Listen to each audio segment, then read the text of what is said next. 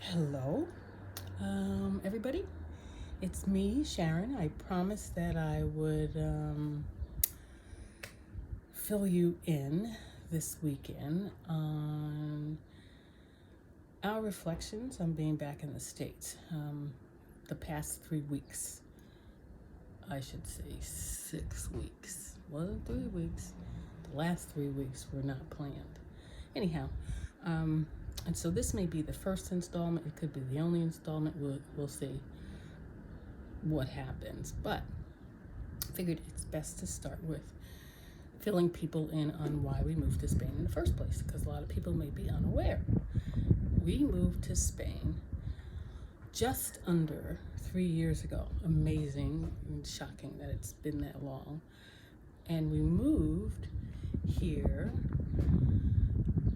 Primarily, the decision was pretty impromptu, but primarily we have a friend. Her name is Julia, and she's a dual citizen, U.S. and Britain. Known her for years, met her in Florida. Anyway, long story short, she came to where we live now, near her, to visit her sister. And she showed us pictures, roughly 4 years or so ago, of her trip here. And we kind of fell in love. Then she told us that her plan was to move here. We did a little research. We'd been thinking about since we had sold our house 4 years prior, and we were clear we weren't going to buy another house. We weren't sure what we were going to do. We had rented a condo on the water, gorgeous, never did that before, in Fort Myers, and we were now on the East Coast side in Pompano Beach in Florida. And we were clear we weren't going to buy again, and we weren't sure where we were going to go. So after some researching, soul searching, and thinking, talking, and getting excited about it, we decided we'd move here. In the meantime, in making that decision, we downsized. We had gone from a house to the condo on the water, which was huge. It was bigger than the house. That was rented. To Pompano Beach, where we had 3 bedrooms, and we decided that we were going to have to move to a smaller apartment as we started to get rid of stuff and downsize. So we moved into a 1-bedroom, which I called the storage living space, because we lived amongst boxes that we had separated out for storage that would stay in the States in case we didn't like being in Spain, to storage that was in the other building, where we had the 3-bedroom, and now we were in another building and a 1-bedroom. And honestly, I don't even know how we did it. Nonetheless, we did. And what happened and transpired in between our deciding, making arrangements for a transatlantic cruise, which, by the way, is very inexpensive. Then maybe I'll do another video about transatlantic traveling. I'll just say pre-COVID. How about that? We had that trip scheduled, and probably sorry, it's very windy. It's unusual, so, but it's gorgeous outside. We'd turn this around if we could without a problem, but we can't. So, well, anyway,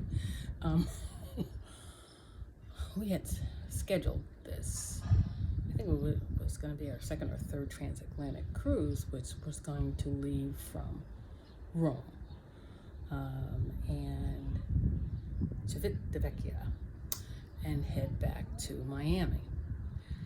And we had planned to take 5 days, or 3, I can't remember, but 5 days before the cruise in order to search for an apartment here in Spain. And what happened prior to that occurring, that trip, which was to be in the fall, I can't remember the exact month, was Fred was diagnosed with oral cancer. So of course that threw us totally for a loop. And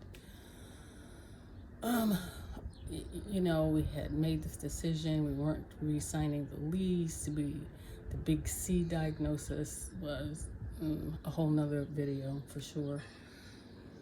And we had gotten to the point where we still were going to go. Fred had conversations with the surgeon. The surgeon was like, I don't know if we can manage, or if you're going to be able to manage given the surgery and the need for radiation treatments. So to make a very long story short, once again, it was decided that I would go alone, come here, and look for an apartment. Part 2 coming up. So I came alone. We had to make adjustments about the travel, cancel the cruise, had to lose his ticket. We used half of my ticket to get here, and the other half we had to pay for me to return. So I came alone here to Nearha. It was gorgeous. It's October, somewhere around Halloween, if I'm not mistaken. My Spanish was really super rusty, and I was terribly nervous about trying to find a place in such a short period of time, 3 days, by the way. I found a place by happenstance, not happenstance. Things are made to happen, right? You meet people, you make connections, you turn down a certain alley, and there's this place, and she's wonderful, and it's become a great friend. And they had one apartment, and I was due to leave the next day, and saw the apartment, and really had no choice. Up until then, I'd seen a few, they just were not working. So we took this apartment. I did, through communicating with Fred back and forth. So our intention in coming here to Spain was, of course, to file for non-lucrative visa as retired people from the United States, right? So during that trip, I was supposed to, I gotta stop this. Sorry, had to do a little shifting. There was banging noise. I didn't want to wake Fred up from his siesta. Where was I? I can't remember. Crap.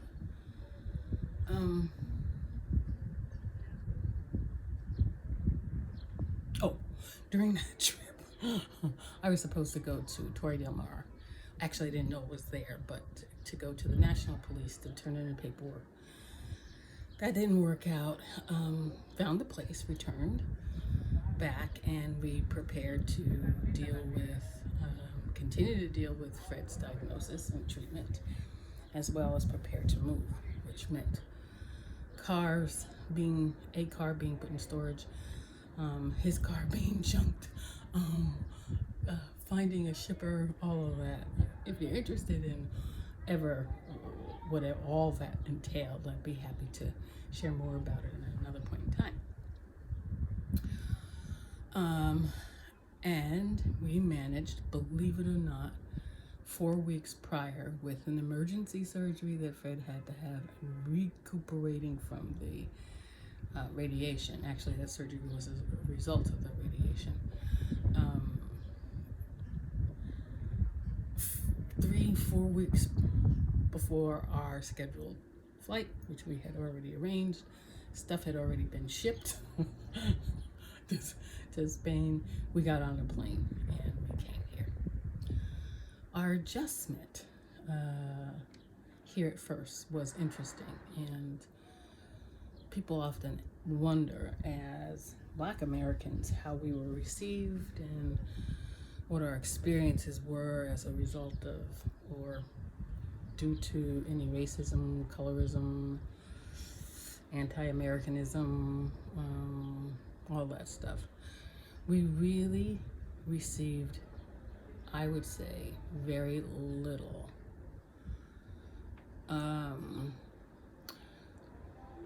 Sometimes that little feeling you get from people were largely, believe it or not, there's actually a large British population that prior to COVID visited and or had property here, came from British folks, white British folks. Um, that was interesting. Not from Spaniards, never. Have we experienced it from any Spaniard, let's just say overtly so. That doesn't mean it doesn't exist, right? Of course, racism exists and discrimination exists everywhere.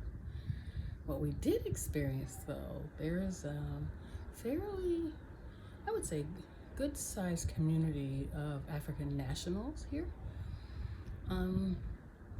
And people wouldn't speak to you. You'd speak, particularly the women, and it was like, I'm going, yay, hey, sister, you know? Acknowledgement or whatever, like I was non-existent. Over time, that's changed a little bit because Fred made adjustments. You know, I didn't make people speak. I just look at people and directly and I go, hola. And that's what he did. The men do respond, the women still don't. Whether we're alone or together, it doesn't matter. I will say the other thing, though, is lots and lots of stares, which still happens today because of my hair. And I've gotten so that I understand, you know, I have locks. These are not braids. This is not sister locks. This is my hair. And as you can see, I'm letting the gray come in. I should say the silver, right? Yeah, lots of that, even questions, but again, that's a whole nother video. So our plan to visa thing wasn't going to work out in the long run because of Fred's pre-existing condition, and there's a requirement so that, you know, Spain's not taking care of you. They require you to pay ahead insurance, and it has to be health insurance, and it has to be Spanish health insurance. And with all the looking, that just wasn't going to happen. So we reverted back to our original plan, which is, you know, you're only allowed in the EU 90 180 days or whatever that we would travel, because the point was that we were moving here primarily for, we loved it, the weather, quality of life, which is incredibly different and so much better than being in the States, in our opinion. Food, sun, travel. We're actually located closer to Africa than we are to other parts of Europe. So our plan was to travel. This would be home base, and we would travel. So that is what our original plan was, and that is what our continued plan is at this point. So COVID hits. Part 3. COVID hits. And just as COVID was hitting, Fred fractured his jaw, peanut butter jelly, believe it or not. Radiation causes brittleness of the bones wherever it radiates. And for, I don't know, 2 months or more, we waited just to fly out because it was like the holidays. We waited to fly out so that he was going to have surgery on his jaw. So last year, we were in the States from January until June, where he was being treated first a whole month with hyperbaric treatments, and then COVID hit, and we were really afraid he wasn't going to be able to get the surgery, but his doctor is the head of a whole bunch of stuff at the hospital, including the teaching part at the University of Miami, was able to do the surgery and then recuperating, and then the borders closed. And thank God for our friend. Many of you have seen my post about our friend Doug, biggest heart, sweetest person ever, who has an Airbnb, and maybe 3 times we had to leave for a few days because he already had people coming in, but we stayed there pretty much for 6 months.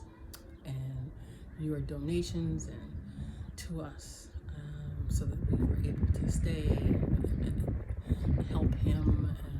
He wasn't really asking for anything, and we were able to give him not nearly enough of what it cost to have us there. And we remain incredibly thankful for you all who were able to do that. And for those of you who weren't able to give financially, and prayers and support and calls and all that. Finally able to return June of last year. And so, due to COVID and all the crazy travel and cancellation of flights and borders closed and all that, we hung in here for a really long time before we returned this past April, which is why I'm here actually originally to talk to you about our experience, because we had been here now for longer than we've ever been, like 10 months, I think. Before we returned, we missed holidays and birthdays, and it was really hard, really a struggle. We missed the kids and Zooms and all that, phone calls and text messages and grandkids. It's not enough. You wanted to touch their faces, smoochie them. So we planned this trip, and in 3 weeks, from April 21st to whatever was 3 weeks, we traveled when we returned to 6 states, and we saw kids and grandkids and family, and it was just wonderful. And there are videos of that time that I shared that you can certainly see on the Instagram page if you like. Our initial feeling when we got back was it was just overwhelming. The activity level just seemed much for us. This is a small pueblo, and it's pretty low key, and population wise it's old. There is something about that Mediterranean diet and people living longer, but the population here, I don't know, maybe the average age or median age might be 50s, and honestly you see people who are well into their 80s and 90s, and I'm sure over. So here things move slower. It is also a resort area, and it's just a chill spot, let's just put it that way. So when you return and there's just all this activity, and we flew into New York, masked up and everything, and stayed in Manhattan. It was interesting. I mean, we'd noticed before, litter on the streets, just the assault of noise, the constant bustle. And I love the city, by the way. We both do. City dweller right here. I'm a Jersey girl, and I spent my high school years and then some after going into Manhattan quite a bit. Nonetheless, the assault of that, the rudeness, go in a store and people don't say hello to the associate that works there. You just dive right into, do you have this in the size, whatever. You sort of notice that, because that's not what happens here. It's hola, ¿qué tal? And then whatever, you're looking for something. Food, the cost of food in the United States, I don't care what state we went to, whether it's a restaurant or groceries in particular, because we don't eat out a lot. We're not like that type of couple. The cost, outrageous. Going to the store, produce is ridiculously high, and the taste of food is extremely different, because there isn't, here, you're not allowed to put all those additives and sprays and crap in food, so it's so much fresher.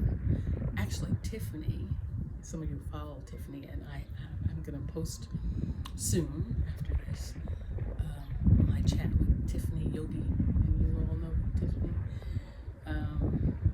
We chatted about this because she travels a lot too, about just the freshness of food. Nothing tastes the same either. So let's just say Fred has this thing about Mickey D's French fries, and they just weren't hitting us. Like, wow, what is with these French fries? And, you go get ice cream. I don't even know how to explain it. Some of you who've traveled and spent a bit of time in one place or a few places, but that know what I'm talking about in terms of additives that are not allowed. You buy what you need because it's not sprayed with pesticides.